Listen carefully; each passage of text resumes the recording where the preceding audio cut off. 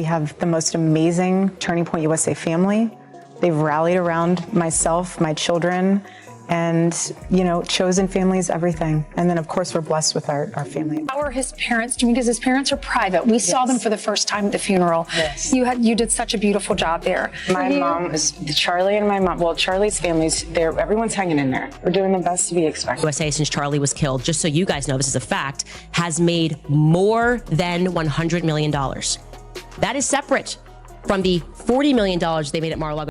The courtroom doors barely closed before shockwaves rippled across social media. Erika Kirk has officially been banned from using Charlie Kirk's name to make money. In a stunning legal victory, Charlie Kirk's parents have secured trademark ownership, cutting off what many are calling years of calculated profiteering. This isn't just a family dispute anymore, it's a full-blown legal shutdown for months. Critics accused Erika of exploiting the Kirk name for clout donations and financial gain, while distancing herself from the responsibilities that name carried. Now, a court has stepped in and drawn a hard line. No more fundraisers, no more branding, no more monetized interviews or content tied to Charlie Kirk without authorization. The message from the judge was crystal clear. The name is not a business tool. Sources inside the courtroom say the ruling blindsided Erika, who allegedly believed public sympathy and online influence would protect her. Instead, the law sided with legacy, ownership, and intent. With the trademark secured, Charlie Kirk's parents now control how his name is used and who profits from it. This ruling doesn't just silence one person. It sets a dangerous precedent for anyone attempting to turn tragedy, family ties, or public grief into a revenue stream. And as legal analysts warn, this may only be the beginning. What began as whispers online has now solidified into a courtroom reality. Erika Kirk has lost the legal right to use Charlie Kirk's name for financial gain, and the implications are far bigger than many expected. This case was never just about a name. It was about ownership, intent, and the line between remembrance and exploitation. According to court filings, Charlie Kirk's parents moved quietly but strategically, watching for months as Erika allegedly used Charlie's name across platforms tied to fundraising efforts, interviews, appearances, and branding opportunities. While supporters framed her actions as telling her story, the court saw something else entirely: a pattern of monetization built around a name. She did not legally control. At the center of the ruling was trademark ownership. Charlie's parents successfully argued that the name Charlie Kirk, when used in certain contexts, had become a recognizable identity tied to public attention, donations, and media traction. That recognition, the court agreed, carries commercial value, and that value belongs to the trademark holder, not whoever can generate the most sympathy online. Legal experts following the case say this is where Erika's position collapsed. While emotional narratives can dominate social media, trademark law doesn't operate on feelings. It operates on documentation, intent, and usage. The parents presented evidence showing consistent efforts to protect their son's name. While Erika could not prove authorization or legal entitlement to profit from it, the judge reportedly took issue with how the name was being used. It wasn't limited to memorial purposes or private remembrance. Instead, it appeared in monetized videos, donation links, event promotions, and public statements that directly or indirectly generated income. That distinction mattered. The court emphasized that remembrance becomes commerce the moment money changes hands. This ruling immediately blocks Erika from using Charlie's name in any profit-driven capacity. That includes fundraising campaigns, branded merchandise, paid interviews, speaking engagements, or online content where the name functions as a financial draw. Even indirect usage implying association for monetary benefit could now expose her to further legal action. Sources close to the case say Erika believed public opinion would shield her. She allegedly assumed that criticism would remain online noise, not something that could evolve into enforceable legal consequences. But the parents' legal team played the long game. They didn't argue morality, they argued ownership. And ownership won. What makes this case particularly explosive is how it challenges a growing online culture where personal tragedy is often turned into content. The court's decision sends a clear warning. Grief does not grant commercial rights. Relationships do not override trademarks. And social media followings do not trump the law. Observers also noted how composed Charlie's parents were throughout the proceedings. They did not engage in public mudslinging. They didn't live stream reactions or leak selective documents. Instead, they allowed the legal system to do what it's designed to do: establish facts and enforce boundaries. That restraint worked in their favor. The judge reportedly referenced the parents' consistent efforts to protect their son's legacy, contrasting it with Erika's reactive defense, which leaned heavily on emotional justification rather than legal standing. In court, emotion may explain behavior, but it does not excuse unauthorized profit. The aftermath has been immediate. Platforms connected to Erika have reportedly begun removing or rewording content that references Charlie's name. Fundraising links have gone dark. Scheduled appearances are being reconsidered. Behind the scenes, lawyers are advising rapid compliance because violating the ruling could result in fines, injunctions, or worse, and this is just part one of the fallout. Legal analysts suggest this trademark victory opens the door to further action, including potential claims for past unauthorized earnings. If the parents choose to pursue it, Erika could be forced to account for money made while using the name without permission. That possibility alone has sent shockwaves through influencer circles who rely on personal associations to build income.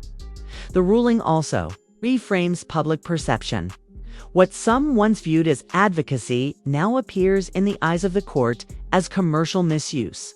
That shift matters. Once a legal judgment enters the narrative, it reshapes how audiences, platforms, and sponsors respond. Perhaps most importantly, this case establishes a precedent. A name is not public property just because the public recognizes it. Ownership can be claimed, defended, and enforced even against someone who once had close personal ties, as reactions continue to pour in.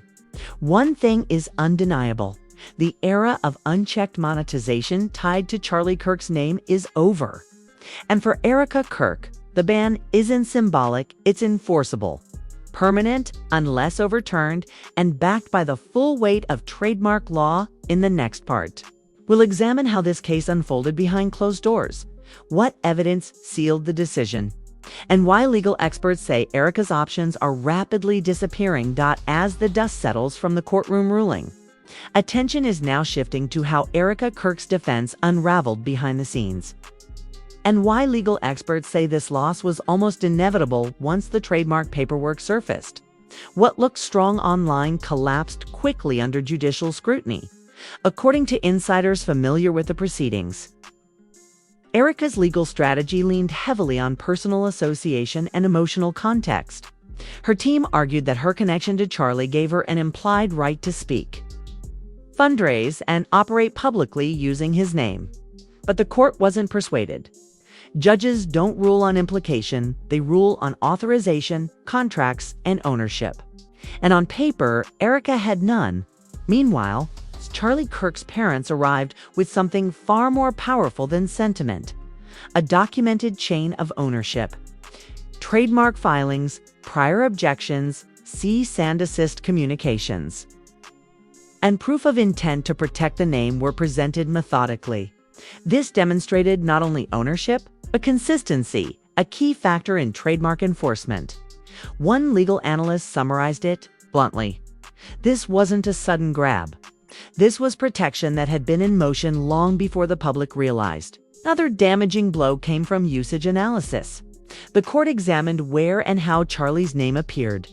It wasn't confined to memorial pages or neutral mentions.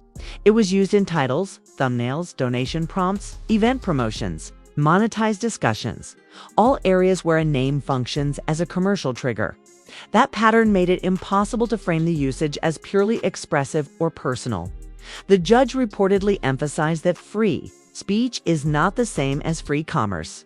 Erika is still allowed to speak about her experiences. What she cannot do is earn money because of the name itself. That distinction is critical and often misunderstood by influencers who believe visibility equals entitlement. Behind closed doors, the ruling triggered immediate panic control. Advisors urged Erika to scrub platforms, revise language, and halt any ongoing monetized content referencing Charlie directly. Even passive income, old videos still generating. Revenue could now pose legal risks, if not addressed. This is where the consequences start compounding. Trademark. Attorneys explain that once a court has ruled, continued use becomes willful infringement, which carries heavier penalties. What might have once resulted in warnings can now lead to fines, injunctions, or forced repayment. That reality has reportedly caused sponsors and collaborators to quietly distance themselves, unwilling to be pulled into secondary liability. Public reaction has also shifted. Supporters who once defended Erika on emotional grounds are now confronting a harder truth. The court didn't question her feelings, it questioned her rights. And legally, those rights didn't exist. The parents' silence has only amplified the impact. By refusing to engage publicly, they've allowed the ruling to speak for itself. No interviews, no victory laps, just enforcement. In legal circles, that restraint is often interpreted as confidence and preparation for what comes next, because many experts believe this ruling is not the endgame. With trademark controls secured, Charlie's parents now have leverage to review past earnings linked to the name. If evidence shows sustained unauthorized profit, the next phase could involve financial reconciliation, a polite term for demanding accountability. Whether they pursue that path remains to be seen. But the option is firmly on the table.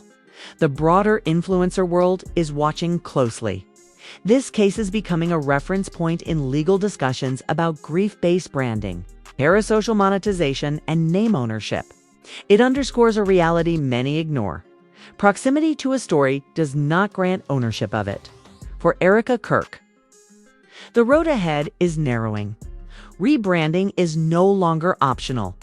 Any attempt to pivot while still leaning on Charlie's name, even subtly, could invite swift enforcement. The court has drawn its line, and it is not flexible as Part 2 closes. One truth stands out. This wasn't about silencing someone, it was about stopping a revenue stream. And once money entered the picture, the law entered with it. In Part 3, we'll break down what options Erika has left, whether an appeal is realistic, and why legal experts say time is no longer on her side. With the ruling now finalized, the focus turns to what Erika Kirk can realistically do next and what doors are already closed.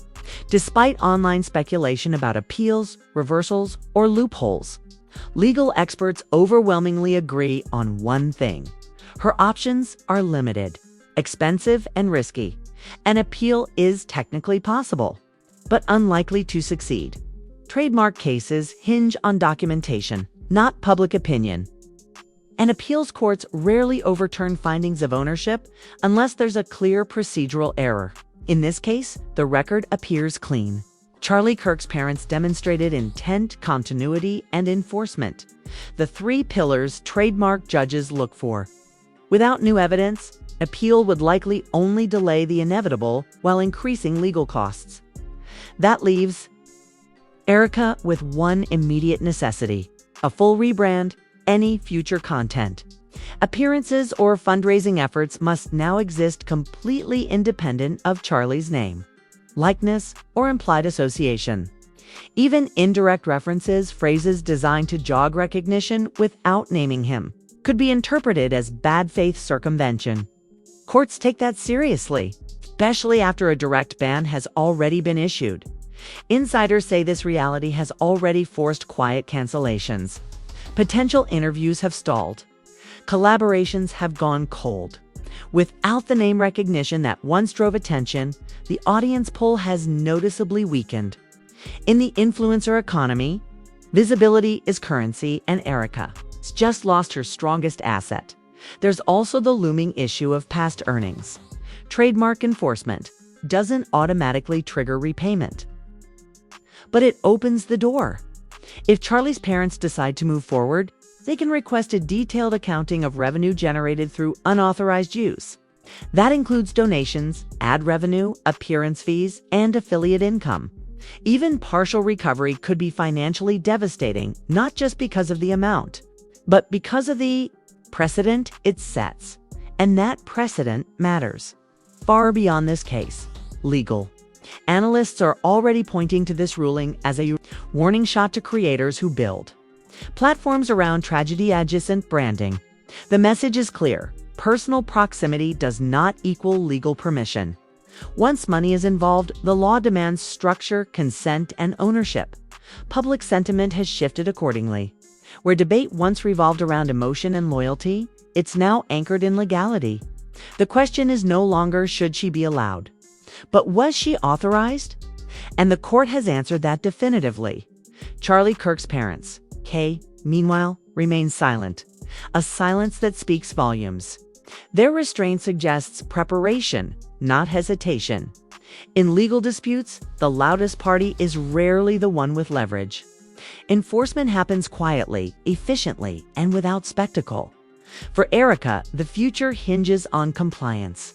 Any misstep, a monetized mention, an old link left active, a poorly worded caption could trigger swift consequences.